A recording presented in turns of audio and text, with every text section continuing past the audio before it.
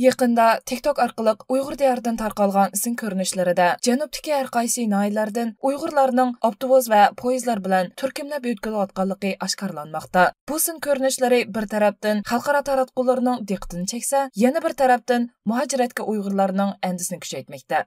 Darvaqa Amerika qatorliq g'arb davlatlari Xitoy hukumatining Uyg'urlar qaratgan bu qabiy bostirishlarni irqiy qirg'inchilik deb tonigan. Xalqaradagi nupuzli taratqular buni natsistlar Germaniyasining 2 dunyo urushi mezgilida Yahudilar qarta elib borgan Holokost, Yahudi zo'r qirg'inchiligiga silishtirib tahlil qilgan edi.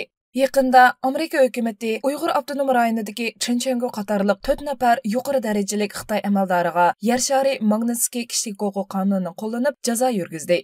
Xitoyning Uyg'ur elidagi zo'r tutqunni va yig'ilish lagerlari bilan bir qatorda rayondagi keng ko'lamlik majburiy emgak qilmishlarining fosh qilinishi bilan xalqarada Xitoyning Uyg'urlarni qul ishchi qatorida majburiy emgak silishni to'xtatish chaqiriqi boshlandi. Amerika hukumati Uyg'ur elidagi bostirishga hamkorlashgan va Uyg'ur majburiy emgakka chetishligi bo'lgan Xitoy korxonalarini tizimlikka ilib, ularning eksport mahsulotlariga embargo yurgizdi. Shuning bilan birga Amerika hukumati yana Bingtuanning Uyg'ur elidagi bostirishlarda asosli rol o'ynagan o'rin ekanligini bekitib, Bingtuanning paxta va pomidor eksportiga cheklama e'lon qilishni o'ylashayotganligini bildirdi. Halbuki Xitoy hukumati o'zining rayondagi Uyg'ur va boshqa yerlik musulmon millatlarga qarta yurgizayotgan qabiy siyosatlarga nisbatan xalqaroda qo'zg'algan keng doiralik tanqid va qarshiliklarga pisand qilmaslik pozitsiyasini tutib kelmoqda. Hatto Amerika hukumatining Xitoyga qarta jazo qarorlarini orqa-orqadan e'lon qilishimi Xitoy hukumatini Uyg'urlar qaratgan yuqori besimliq siyosatini yumshatishga elib kelolmaganligi bilinmoqda.